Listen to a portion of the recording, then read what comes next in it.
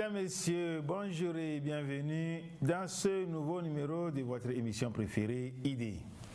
Aujourd'hui, Idée va parler de l'idée et le développement personnel. Et pour décortiquer ce thème, j'ai à mes côtés Dr Dra Yaomawena. Il est pasteur, vous le connaissez bien. Il est aussi consultant en ressources humaines. C'est pourquoi nous l'avons choisi pour qu'il vienne développer avec nous cette thématique. Est-ce que les idées, est-ce que l'idée que l'on a peut aider au développement personnel d'un individu que nous sommes, que vous êtes? Docteur, bonjour et bienvenue dans Idée. Bonjour Monsieur Condon.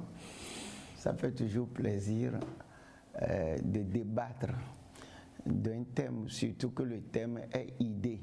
Le nom même de notre émission, ça va nous permettre de mieux comprendre le cadre de cette émission en première position et puis mieux comprendre comment les idées peuvent être appliquées à nos vies individuellement pour qu'on puisse atteindre nos objectifs et réussir. Merci d'être une fois encore avec nous. Yes. Nous allons, en tant que consultant en ressources humaines, si on dit idée et développement personnel, comment vous pouvez entendre ça dans votre spécialité qui est consultant en ressources humaines? Idée, d'abord, c'est une pensée. Je préfère débuter par là. Idée, c'est un précepte et un concept, ce qui m'amène à définir beaucoup de termes. Alors, pour y parvenir, je vais rappeler ce que c'est que le mental de l'homme. Dans le mental d'un individu, nous avons 3 compartiments. La mémoire dans laquelle nous accumulons tous nos préceptes, nos expériences, tout ce que nous avions vécu avant. Par exemple, j'ai beaucoup souffert dans mon enfance de la mère d'une belle-mère, par exemple, et je décide que moi, je ne vais jamais faire des enfants dehors. Cette idée-là, ne jamais faire un enfant dehors, devient un principe. Et ce principe-là, je renvoie cela dans la mémoire de mon mental. Quand je suis né dans les lois de la nature. Par exemple, une loi naturelle, P égale à mg partout dans le monde. Si quelque chose est en l'air, ça tombe. J'apprends ça, je mets dans la mémoire. Une loi évidente, on ne fait confiance qu'à celui qui mérite ma confiance. Si je prends par exemple 1 million, je donne à un fou au bord de la route et il ne commence pas à gaspiller cela, prend une partie jetée dans la rue. Si les gens m'accusent, ils ont raison parce que je n'aurais jamais dû faire confiance à un fou. Donc un fou ne mérite pas qu'on lui fasse confiance, c'est tellement évident que je mets dans la mémoire de mon mental que je ne ferai jamais confiance qu'à celui qui mérite ma confiance. C'est un principe. Et toutes ces choses que j'accumule dans ma mémoire sont là-bas. C'est comme enseignant à l'église, j'accumule ça dans ma mémoire. Donc, c'est des idées que j'appelle ici un précepte. Maintenant, deuxième compartiment, c'est le raisonnement. Qu'est-ce qu'on appelle un raisonnement? C'est ce que moi et toi, nous sommes en train de faire. Je vous dis quelque chose de nouveau. Vous ne l'acceptez pas bêtement. Vous renvoyez ça dans votre pensée. Et pour que vous soyez d'accord avec moi, il faut que cette chose-là épouse les préceptes, c'est-à-dire les principes, les idéaux que vous avez accumulés dans votre mémoire. Donc le mariage entre les préceptes, c'est-à-dire une idée préconçue, et la nouvelle idée que j'ai injectée en vous par la parole, le mariage forme ce que nous appelons un concept. Si vous rejetez cela, il n'y aura jamais de concept. Donc un concept, c'est une idée qui est venue se marier avec les principes, les préceptes antérieurs. Finalement, je dis, un précepte, c'est une idée préconçue. Le troisième compartiment dans le mental, c'est l'imagination. Et dans l'imagination, tout ce que j'ai adopté dans mon raisonnement, je l'envoie dans mon imagination. Si par exemple, on injecte à moi une vision, et puis je raisonne cela, la vision fait face au précepte. Moi, je donne un exemple banal. Je veux construire une maison, une grande maison. On te dit, construire une grande maison. Et puis on injecte ça dans mon mental. Un précepte de votre mémoire vient. Petit à petit, l'oiseau fait son nid. C'est ce qu'on t'a enseigné depuis l'enfance. C'est dans la conscience collective des gens d'une localité dont je vais construire une petite maison. Donc vous avez vu que le précepte a détruit le nouveau, ou bien la nouvelle idée. Ça n'a pas épousé ce que j'avais comme précepte. Donc, ceci étant, je peux rejeter l'idée de construire une grande maison pour que ce soit une petite maison. Et là, je suis en accord avec mes préceptes. Si je détruis ce précepte, petit à petit, l'oiseau fait son nid, ou bien dans notre langue locale, Togneviadji, qu'est-ce qui va arriver? Je suis en train de former un nouveau précepte qui va désormais me conduire dans la vie. Les gens disent, je veux partir inaperçu. C'est un principe, c'est un précepte que vous avez accumulé là-bas. Et quand vous commencez par travailler, vous avez des moyens pour vous acheter une voiture, vous dites que non. Les gens vont croire que j'ai de l'argent, donc je préfère une moto. Il pleut ou pas, je préfère être mouillé que d'avoir une voiture. Alors votre patron vous dit, pas une idée au bureau. Là où tu es arrivé là, tu as un poste de responsabilité, il faut que vous ayez un véhicule. Cette nouvelle idée ne vient pas dans votre raisonnement pour être en accord avec vos principes, c'est-à-dire le précepte qui est là-bas. Alors vous ne voulez pas, on vous force une voiture au bureau. Et là, vous prenez plaisir en conduisant la voiture et puis vous commencez par détruire le précepte qui est là-bas. Ainsi de suite. C'est comme ça que la vie est faite. Donc tout ce que quelqu'un vous dit, vous raisonnez cela à partir des préceptes que vous avez, et le mariage entre le précepte et la nouvelle idée donne ce que nous appelons concept, que nous pouvons remettre dans notre système de croyance qui est formé de tous les principes, de tous les idéaux et de toutes les valeurs. Si c'est une chose réalisable, nous l'envoyons dans l'imagination sous forme de vision. Donc un être finalement est formé d'une idée. Notre imagination est faite pour porter une vision. Et donc tout ce que nous voyons aujourd'hui dans le monde débute par une idée. Et ce que je vois a été d'abord mental. Et tout ce qui est mental est idée. Voilà comment le monde est fait. Donc si on parle d'idées de développement personnel, je dirais tout simplement qu'en matière de ressources humaines, qu'un individu a une partie très importante dans sa composition, le mental. Et dans ce mental-là, nous avons une mémoire qui a les préceptes, un raisonnement où les nouvelles idées et les préceptes s'affrontent pour donner des concepts. Et les concepts donnent une vision. Et cette vision-là, nous l'envoyons ça dans notre imagination.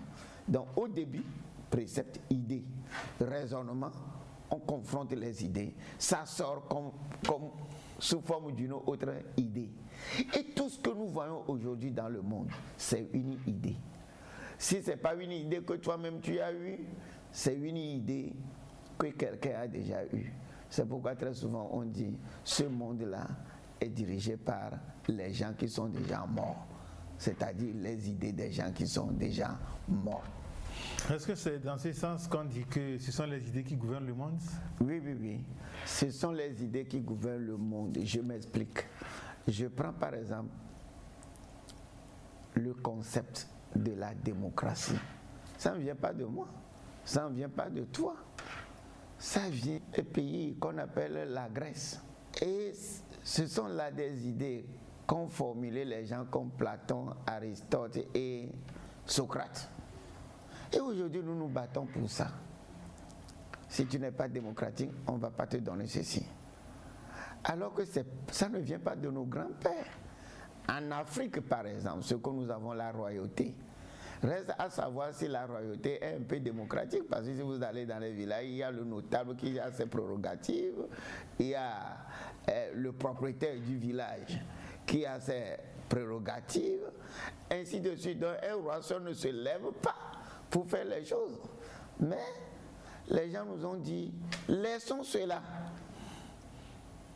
Ce que Platon et Aristote ont dit là, c'est ça que vous allez faire. Et c'est ces idées de cette petite Grèce-là qui dirigent maintenant nos pays. Alors, nous prenons le système économique, le capitalisme que nous défendons, Adam Smith, Ricardo et autres. C'est leurs idées. C'est ça que nous empruntons. Et c'est ça que nous développons dans nos pays.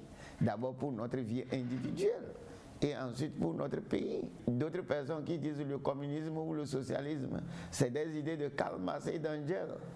Donc le monde définitivement est dirigé par ces gens-là qui sont morts depuis, mais qui existent par leurs idées. Si quelqu'un dit, moi je suis pour la non-violence, c'est une idée de Gandhi, mais que Martin Luther King va récupérer. Donc Martin King vivait selon les idées de Gandhi. Ainsi de suite. Quand on était étudiant, les gens disent « jouissez comme les épicuriens ». Donc, un épicurien dit « l'homme, c'est le corps ». Donc il faut que le corps jouisse au maximum des plaisirs avant de mourir. Il y a d'autres qui sont stoïciens. Est-ce que le stoïcisme vient de nous? Non. Il a dit, moi je suis stoïcien, c'est-à-dire tout ce qui m'arrive dans la vie, je l'accepte, je vis comme parce que c'est arrivé. C'est le temps de la chose qui est arrivée. Les idées stoïques, et d'autres même disent qu'on les appelle que moi je suis stoïque. C'est l'idée de quelqu'un. Et tu as épousé. Maintenant, nous venons au niveau de la croyance. Un chrétien, lui, les idées du Seigneur Jésus-Christ. Il a épousé cela, il dit, je suis chrétien. Une autre personne lit dans le Coran les idées de Mahomet. Il a épousé cela, il dit, je suis musulman. Ainsi de suite. Et à cause de ça, les gens s'entretiennent. À cause des idées de quelqu'un qui a vécu et qui est mort depuis. Okay. C'est pourquoi les gens disent le monde est dirigé par les gens qui sont déjà morts. Et que sont les idées qui gouvernent le monde. Oui, c'est pour vous dire indirectement que je peux mourir, mais mes idées ne meurent jamais. une idée dépasse la vie. Et une idée est plus importante que les objets que nous avons. Une idée est plus importante qu'une voiture. Une idée est plus importante qu'un habit. Les gens, pour valoriser leur idée, mettent des marques pour montrer que c'est mon idée. Vous prenez une voiture Mercedes-Benz. Celui qui a émis l'idée dans son mental, après, la voiture a été conçue sous forme d'une vision et on a fabriqué la voiture. Il dit que mais, cette voiture est tellement jolie. Je vais donner à cette voiture le nom de ma fille unique qui s'appelle Mercedes. Donc aujourd'hui, cette voiture est adoptée comme voiture diplomatique, voiture de respect. Mais quand nous nous asseyons dedans, pour ne pas exagérer, nous nous asseyons dans la fille de quelqu'un. Et maintenant, qui va venir s'asseoir un jour dans toi, tes idées. C'est tout ce que je voudrais dire. Donc, ce n'est pas les idées que nous avons tout et tout. Voilà pourquoi quand Mercedes finit, il met sa marque. Quelqu'un finit de faire sa voiture ou bien son habit, il met sa marque sur l'habit. Tout ce que les gens fabriquent, ils mettent leur marque là-dessus pour prouver que l'idée vient de moi. Bon voilà, et si nous disons que les idées gouvernent le monde, les idées dirigent le monde, celui qui vit sans idée, qu'est-ce que vous pensez alors? Alors, il y a des gens qui veulent faire leur propre expérience. Alors moi, je pense que tu ne peux pas vivre sans idées. Tu débutes d'abord en étudiant les idées qui sont dans ton domaine avant que tu ne sois né. Tu as étudié toutes ces idées-là sous forme de préceptes. Et maintenant, dans ton raisonnement, tu as une meilleure idée. Et tu prends les préceptes et tu ajoutes à la nouvelle idée et tu formes ta propre conception.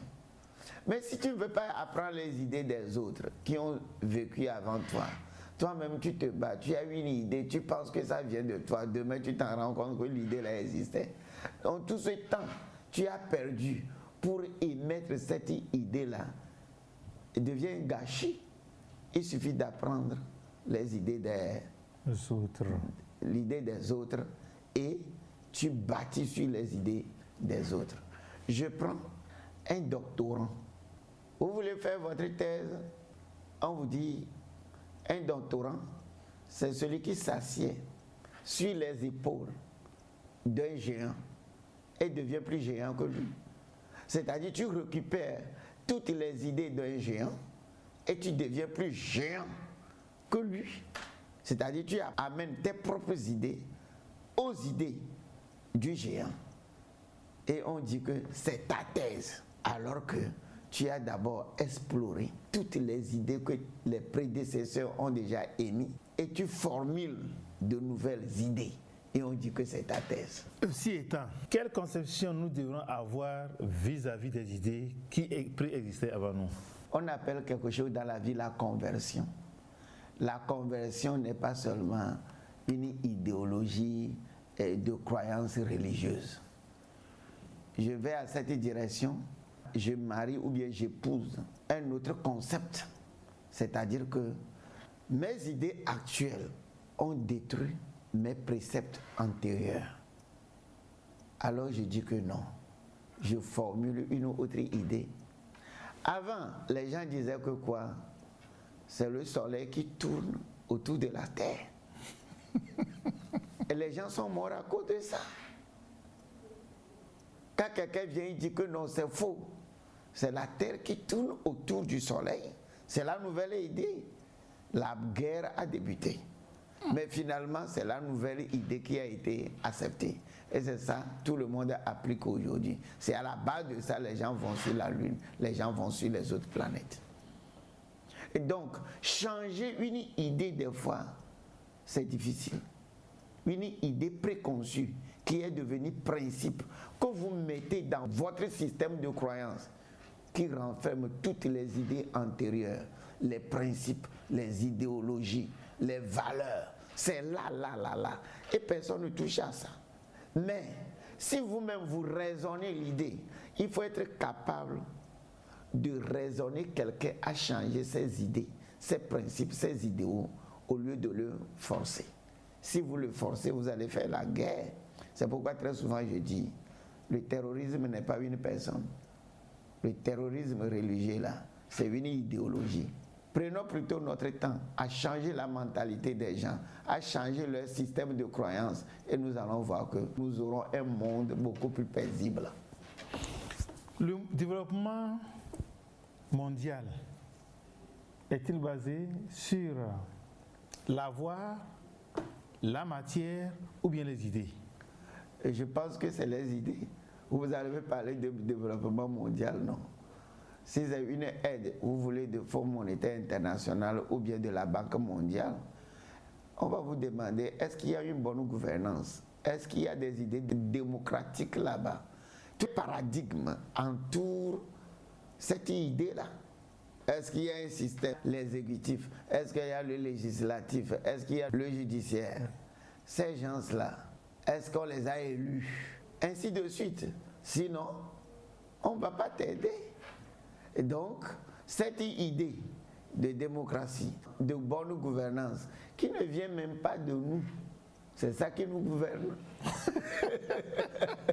Merci, Dr. Dra Yaomawena, pour cet éclairage. Maintenant, on revient au niveau de idées et développement personnel. Comment les idées peuvent aider une personne, un individu pour son développement personnel? Je vais parler en termes de leadership, c'est-à-dire tout le monde peut devenir leader. Alors, un leader, c'est celui-là qui a une vision. Premier niveau de leadership. Alors, une vision débute par quoi? Je prends une montre. C'est né dans la mentalité de quelqu'un. Je prends ces caméras qui nous filment si bien. C'est né dans la mentalité de quelqu'un. Et la personne a voulu que ça devienne sa vision. Elle l'a poursuivi, il a réalisé cette vision et c'est devenu quoi? Une caméra que nous tous nous utilisons aujourd'hui. Alors supposons que personne n'a conçu cela. Est-ce que nous aurons aujourd'hui une caméra performante? Non. Non. Dans les autres domaines aussi, on va parler de vision.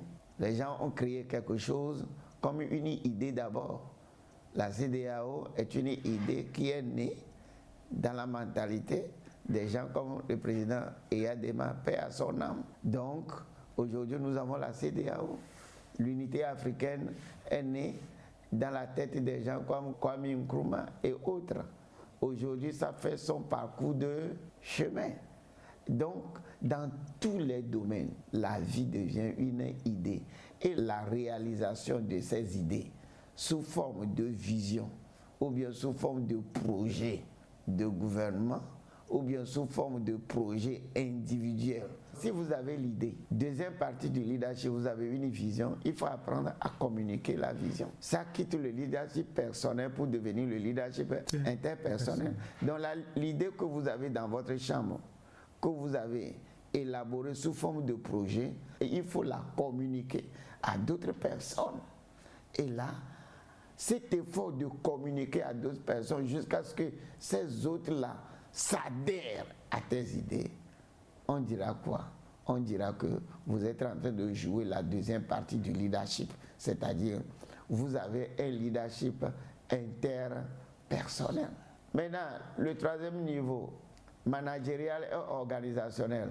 Est-ce qu'il y a quelque chose de managérial que tu as et qu'on n'a pas enseigné dans les universités? Voilà pourquoi nous avons aujourd'hui beaucoup d'écoles de management. C'est pour inculquer aux gens comment ils peuvent gérer les finances, gérer les hommes, gérer les logistiques, gérer les transports et autres. Tout le matériel, c'est à gérer en plus de ta vision. Alors, quel que soit le domaine dans lequel vous êtes, quand l'argent commence par venir, la première chose, vous vous rendez compte que vous ne pouvez pas gérer seul l'argent. Il faut un manager. Et l'organisation, quand le personnel devient trop nombreux, qui fait quoi? Qui est au-dessus de qui? L'organigramme que vous développez, est-ce que c'est tes propres idées? C'est les idées de quelqu'un. Donc finalement, quand vous étudiez ce monde-là, soit l'idée vient de toi, ou bien ça vient de quelqu'un. Ceci dit, dans le domaine entrepreneurial, Oui. une entreprise qui naît et qui réussit est basée sur de bonnes idées. Oui. Une entreprise qui naît et qui meurt en cours de route, qui échoue, est-elle basée sur de mauvaises idées? Oui. Le début, c'est quoi? C'est une conception, c'est une vision. Et quand vous débutez, l'argent vient, vous confondez le bénéfice avec le capital parce qu'il n'y a pas un bon management. Si ça échoue, c'est que quoi? Vous ne voulez pas apprendre les idées des autres en matière de management. Ce n'est pas l'idée première qui est une mauvaise idée. Mais des fois, la vision même peut être une vision erronée. Par exemple, une vision de guerre d'Hitler. Je veux devenir que quoi? Le maître de tout le monde. Je veux conquérir tout le monde. C'est une vision. Et ce n'est pas lui qui avait débuté ça. La Rome a débuté ça avant lui. Même les États-Unis ont été colonisés par les Romains. Jusqu'en Afrique et partout dans le monde, les Romains étaient là-bas. Mais je veux poser une question. Est-ce que ça a réussi? Non. Ça a échoué avec le temps. Après, Hitler a voulu le faire. Hitler a échoué avec le temps. Donc, on peut avoir une mauvaise vision. Et faites attention avec la vision. Celui qui veut grimper les échelons à tout prix, sans avoir les moyens nécessaires, sans avoir les capacités nécessaires, ça devient facilement une ambition démesurée. L'ambition en soi n'est pas une mauvaise chose. L'ambition en soi, c'est le désir de réussir. Mais quand l'ambition dépasse tes moyens, tes capacités, ça devient une ambition démesurée. Et c'est ça qui est arrivé dans l'histoire des idées dans le monde. Comment l'être humain qui veut avoir son développement personnel doit-il se comporter vis-à-vis des idées? Vous avez une idée, vous écrivez un projet, il faut toujours un consultant, un expert que nous appelons un consultant pour vous suivre et vous donner des conseils. Alors, vous prenez un individu qui ne raisonne pas bien à cause des difficultés qu'il a eues dans l'enfance. Il n'a confiance en personne. Il est toujours caché. Il est toujours dans son coin. Alors qu'est-ce qu'on dit? Trouvez-lui un psychologue. En d'autres termes, le psychologue devient son consultant. Il va aller en consultation chez le psychologue. Alors, les élections dans un pays, les gens vont faire venir des consultants pour étudier le système qui est là-bas. À partir des préceptes, des théories qu'ils ont, ils adaptent ces théories-là à la réalité du pays-là. Et ils font sortir des propositions pour gagner. Si les propositions sont mauvaises, ils vont perdre. Plus le consultant est très parfait, vous aurez de bons résultats. Mais si le consultant a fait un mauvais diagnostic, il a émis de mauvaises idées, qui sont dans de mauvaises propositions, vous perdez. Donc, dans tous les domaines, une idée doit être confrontée. Et il faut faire toujours appel aux experts de ce domaine-là. Est-ce qu'on peut dire que dans les domaines personnels, la réussite sociale d'une personne dépend de l'absence des idées ou de l'absence de bonnes idées? Vous voyez, les gens ont de bonnes idées, mais ont peur de débuter. Ils vont accuser leurs parents. C'est-à-dire, ils ont des idées, ils changent ça en projet, qui se trouvent dans leur imagination et un projet que quelqu'un écrit là. Ce sont ses idées personnelles. Et maintenant, on évalue ces idées. Le ministre du Développement à la base va dire que quoi? Les jeunes qui ont de très bonnes idées ou bien de très bons projets, et on essaie de les accompagner. Mais la question est de savoir si tout le monde réussit. Une idée peut échouer à cause des préceptes que tu as. Personne dans notre famille n'a déjà réussi dans ce domaine-là. La personne a peur de débuter. Et il est à la maison, il accuse les autres, il accuse les sorciers de sa localité. Mais en réalité, c'est qu'il a peur de débuter. Il n'a pas pris assez de conseils, il prend les mauvaises personnes autour de lui. Et puis, les premiers fruits qui sont sortis de ces idées, il y a eu détournement. Il y a une mauvaise gestion et puis ça échoue. Et là, il commence par accuser encore les sorciers. Il commence par accuser tous ceux qui sont autour de lui.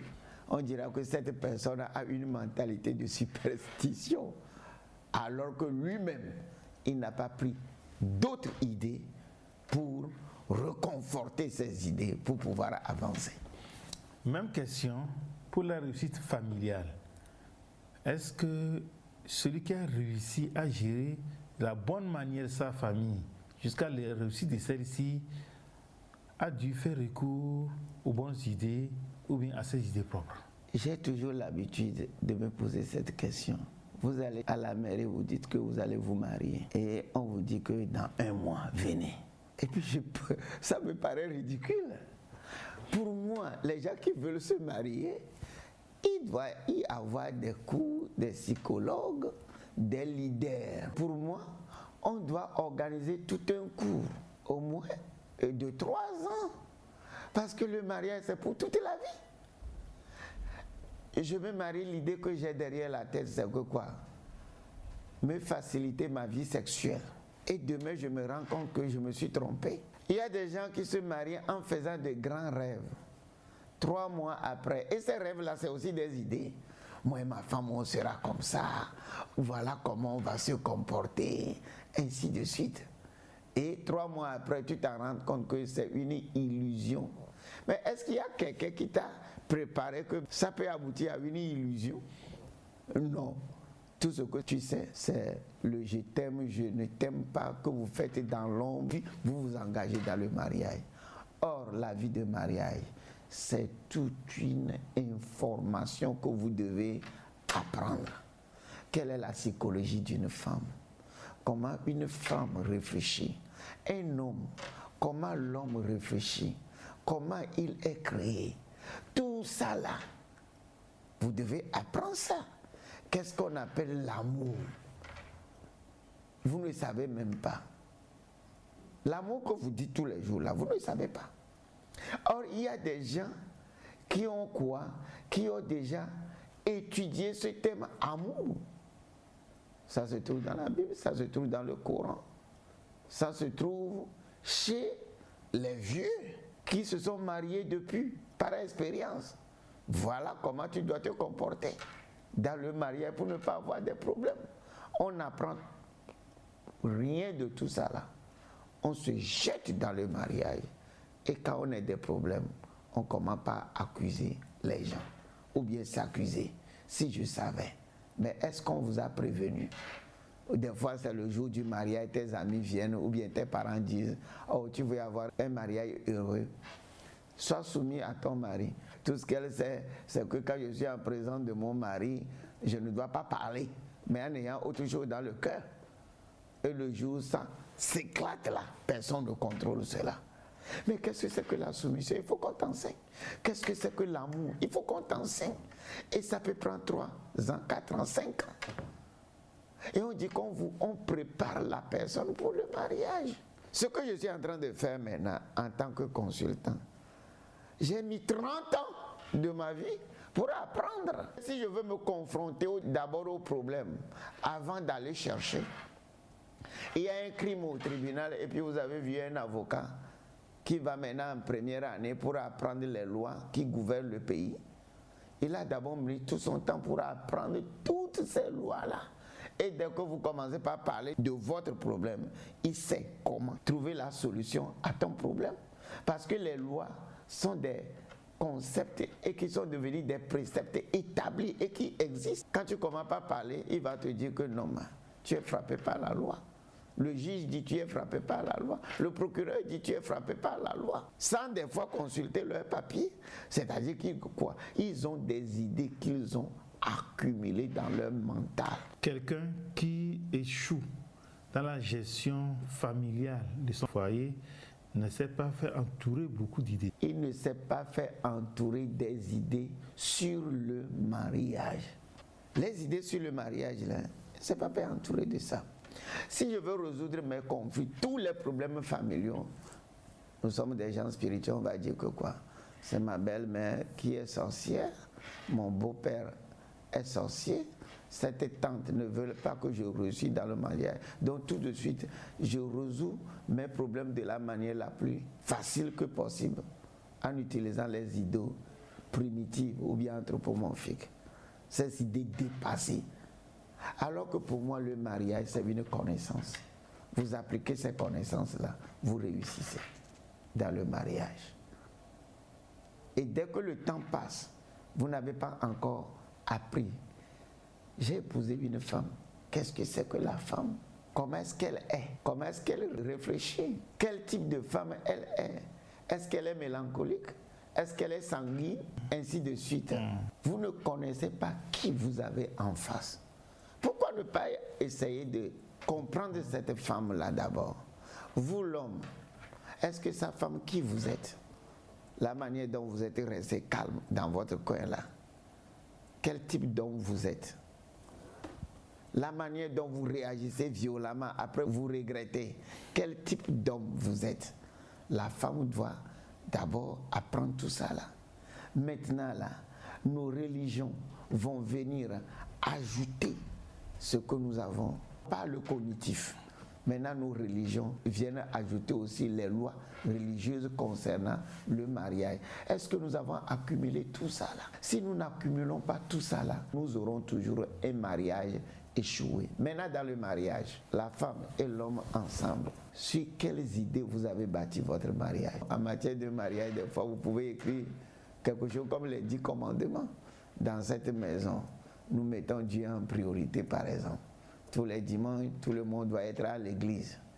Et que les enfants en naissant doivent savoir que nous ne blaguons pas avec les concepts religieux. Les enfants en grandissant doivent savoir que nous ne négocions pas les concepts d'intégrité et de bonne moralité. Les enfants en grandissant doivent savoir à quelle heure on sort, à quelle heure on revient à la maison, dans cette maison, sans que vous ne parliez beaucoup. Ainsi de suite. Tout ça là, c'est des idées.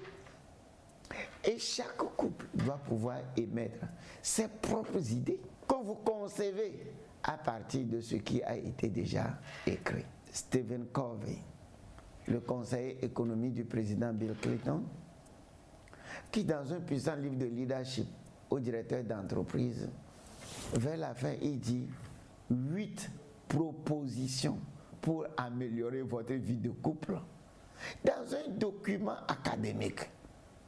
Parce qu'il sait que beaucoup d'hommes d'entreprise ou bien directeurs d'entreprise n'arrivent jamais à conjuguer leur vie de mariage avec leur vie professionnelle. Beaucoup de gens politiques, beaucoup de gens religieux n'arrivent jamais à conjuguer leur vie professionnelle avec leur vie de couple. Soit ces gens-là réussissent d'un côté et échouent de l'autre. Mais les deux doivent aller de pair. J'ai épousé ces idées qui ne viennent pas de moi. J'ai basé ma conception sur ces idées. Et puis, par la grâce de Dieu, les enfants réussissent bien. J'arrive à conjuguer ma vie de couple avec ma vie professionnelle. Quelle relation y a-t-il entre idées et compétences? La compétence, c'est le savoir. Et le savoir, c'est les idées que vous avez acquises à l'école, chez vos parents. Le savoir, c'est des idées que vous avez acquises personnellement. Toutes les informations dans votre mémoire, c'est votre savoir. Maintenant, le savoir-être. Comment vous appliquez ces idées-là à votre propre vie? l'intégrité. Comment vous appliquez ça? Si dans votre savoir, vous avez les valeurs d'intégrité que vous n'appliquez jamais, on dira que vous n'avez pas le savoir-être. Une bonne moralité, vous ne l'avez pas. On va dire que vous n'avez pas le savoir-être. Et les gens ne pourront pas avoir confiance en vous parce que vous menez une vie moralement répugnante. Maintenant, je vais à l'autre côté, le savoir-vivre. Comment vous vous comportez envers les autres? Ça aussi rentre encore dans l'éducation civique, toutes vos leçons de l'éducation civique. Toutes les leçons, votre savoir en termes d'éducation civique, vos leçons en termes de principes religieux qui dit aimer tout le monde, qui est vrai pour le judaïsme, l'islam et le christianisme et même pour l'animisme. Aime ton prochain. Alors, ce concept-là, est-ce que je l'applique envers les autres? Vous vous comportez tellement mal envers les autres. La personne connaît, il fait bien son travail, mais il ne peut pas collaborer avec quelqu'un. Voilà pourquoi, en gestion de ressources humaines, on note dans les milieux entreprises comment vous collaborez avec les autres. Votre empathie et votre apathie. Les gens sont réfractaires aux autres. Comment est-ce qu'il peut communiquer? Donc, votre système de communication que vous développez là est noté. Pourquoi? C'est parce que vous devez vous comporter envers les autres. On appelle ça le savoir-vivre. Et tout ça là, c'est les idées qui sont à la base. La religion va t'enseigner comment tu dois te comporter avec les gens. Comment tu dois te comporter envers soi-même, savoir-être. Savoir-vivre, comment tu te comportes envers les autres. C'est encore des idées à la base. Et maintenant, nous prenons le savoir-faire. Tu connais, mais comment tu l'appliques? Tu fais bien ton travail. Tout le monde a appris le journalisme, c'est la connaissance. Mais les questions que vous adaptez à une réalité, ça devient un savoir-faire. Façon dont je réponds à votre questionnaire, c'est dû à un savoir-faire. Là où je vais, pour aboutir à ce que je vais avoir, c'est un savoir-faire que j'ai appris à développer. Des fois, je vous dribble. Vous ne savez même pas, c'est un savoir-faire. Si je ne peux pas répondre à votre question, je vous dribble. Ce savoir-faire-là, on appelle la sagesse. La sagesse, c'est quoi? Comment quelqu'un applique le savoir au faire. Et donc, ces 4 domaines qui relèvent de la compétence, le savoir, le savoir-être, le savoir-vivre et le savoir-faire, tous, c'est les idées à la base, c'est les connaissances à la base, soit qui viennent de toi, ou bien ces connaissances qui sont dans le précepte que tu as gardé dans ta base, ou bien dans ton système de croyance, et que tu amènes dans ton raisonnement, et que tu renvoies dans ta vision, et que tu appliques, et on dit que tu es compétent. Pasteur Draya Mawena, le temps qui nous est imparti touche largement sa fin, ouais. Mais je ne peux pas vous laisser partir sans aborder la dernière partie qui est bonne idée et mauvaise idée. Et maintenant, au niveau de la bonne idée, est-ce que nous pouvons dire que c'est la formation académique qui confère aux gens l'accès aux bonnes idées? Autrement dit, est-ce que seuls les intellectuels détiennent de bonnes idées? En Afrique, on dit que les vieux ont de bonnes idées, mais avec limite. Un vieux qui a 8 femmes, 10 femmes, quelle idée il a en matière de mariage? Le christianisme dit, Dieu les a créés, hommes et femmes au commencement. C'est pour toute la vie. Si vous êtes musulman, vous allez voir que les idées de mon papa vous conviennent. C'est-à-dire que quoi? Dans la religion là, il est dit que tu peux avoir plusieurs femmes. Mais mes idées à moi sur le mariage, c'est pas la même chose. Donc je rejette. Donc c'est pas toutes les idées des vieux sages qui sont bons à prendre. Un vieux qui toute sa vie n'a fait qu'une maison en case à partir de ses moyens et qui a pris tout son argent seulement pour épouser 15 femmes. Tout en ayant en tête que les filles au milieu d'eux, il y a certains préceptes d'être religion. Les filles vont à l'école jusqu'à la première menstruation, on va les vendre à un garçon. La religion n'accepte pas que quoi? Ces filles-là aussi aillent à l'école jusqu'à devenir de grandes personnalités. Il y a des pratiques aujourd'hui où des jeunes filles sont mises dans des couvents de sorcellerie, dans des couvents de forêt sacrée, pour plus tard se marier à leur première menstruation. C'est des idées préconçues. Ça existe avant nous. Et quand une fille veut s'efforcer pour aller à l'école, on lui dit non, ta place n'est pas là-bas. Une fille veut s'efforcer pour aller à l'école après le bac, on dit que non. Et ça même affecte les idées de certains parents. Même si j'investis dans la fille là, après tout c'est un homme qui va l'épouser. Et donc, rapidement, on le donne à un homme. Et si on veut conseiller une fille, on prend des idées primitives. Trouve un garçon riche pour faire venir l'argent dans notre famille. Donc la fille ne réussit pas à partir des idées intrinsèques, la vision qu'elle a, ce qu'elle veut devenir dans la vie. Et que l'argent la poursuive elle aussi, mais qu'elle réussisse à partir des idées anthropomorphiques des autres. Donc ce ne sont pas les idées de tous qui sont de bonnes idées à prendre. Il faut apprendre à rejeter certaines mauvaises idées à partir de vous-même, votre valeur. Quand vous commencez par grandir, faites la part entre les idées et reformulez votre propre base de données de croyance. C'est votre donnée de croyance qui fait de vous une personne réussie. Votre donnée de croyance, c'est la somme des idées religieuses, c'est la somme des idées académiques, c'est la somme des principes et valeurs que vous élaborez pour vous-même. Et si quelqu'un vous dit quelque chose qui est une idée silencieuse, c'est pourquoi j'avais défini l'idée comme quoi? Une parole silencieuse. Donc, aujourd'hui, nous avons la CEDEAO. L'unité africaine est née dans la tête des gens. Comme quelqu'un dit là, c'est une idée silencieuse. Je mets cette idée-là dans ma base de connaissance, dans mon raisonnement. Un précepte vient et dit non, rejette cela, je rejette ça. Je ne veux même pas raisonner ça jusqu'à mettre dans mon imagination. Parce qu'une idée que vous gardez longtemps dans votre imagination rentre dans votre système de croyance. Donc il faut apprendre à rejeter les mauvaises idées et à garder les bonnes idées pour votre vie. Ça va pour votre bien.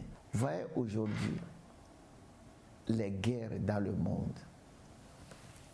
L'extrémisme, vous savez que c'est une bonne idée. À toi, jeune, aujourd'hui, quelle que soit la religion dans laquelle tu te trouves, tu rejettes l'extrémisme. À cause de tes valeurs intellectuelles qui te disent je dois accepter la croyance des autres. Alors, l'extrémisme n'est pas seulement un musulman, l'extrémisme est aussi juif, l'extrémisme est aussi chrétien. Il n'y a pas de tolérance. L'autre là est démoniaque, l'autre là est mauvais, l'autre là, je n'ai rien à foutre avec lui. Ça relève de quoi? De l'extrémisme. Les bonnes idées peuvent réussir de tout le monde, mais il faudrait que celui-là réussisse là où vous n'avez pas encore réussi. Merci beaucoup. Nous sommes ainsi arrivés à la fin de notre émission. Consultant en ressources humaines, Dr Dra, votre dernier message par rapport à ce thème, les idées et le développement personnel, avant qu'on ne remette l'antenne à la régie pour la suite des programmes de la télévision togolaise. Que ce soit individuel, développement personnel en matière de leadership, en matière de réalisation de tout ce que vous entreprenez, ce sont les idées qui sont à la base. Que cela soit en matière de développement national, c'est les idées qui sont à la base. Si dans quelques années nous devenons un pays émergent, ce sont ces idées-là qui ont porté leurs fruits. Alors, la question est la suivante. Nous avons consommé les idées des autres jusqu'à aujourd'hui dans nos pays. dans nos pays africains, dans nos familles. Qu'est-ce que nous laissons en tant qu'idée que la future génération pourra venir consommer? Merci, docteur, pour ces explications données à ce thème, idées et le développement personnel. Ce qui reste à dire, c'est de rendre gloire et de tirer chapeau à tous nos téléspectateurs. Merci, chers téléspectateurs, pour votre fidélité à cette émission Idées. Vous ne ménagez aucun effort pour que chaque semaine, vous soyez au rendez-vous de cette émission. La télévision togolaise fera toujours de son mieux pour que chaque semaine, Idées vous apporte une nouvelle idée. Akako, réalisateur du jour, merci pour votre technicité. Vous qui ne ménagez aucun effort pour faire parvenir les images et les sons à nos chers téléspectateurs partout où ils sont sur la planète Terre. Quant à tous les collaborateurs, recevez encore nos remerciements. Nous allons vous donner rendez-vous pour la semaine prochaine, mais d'ici là, nous vous disons...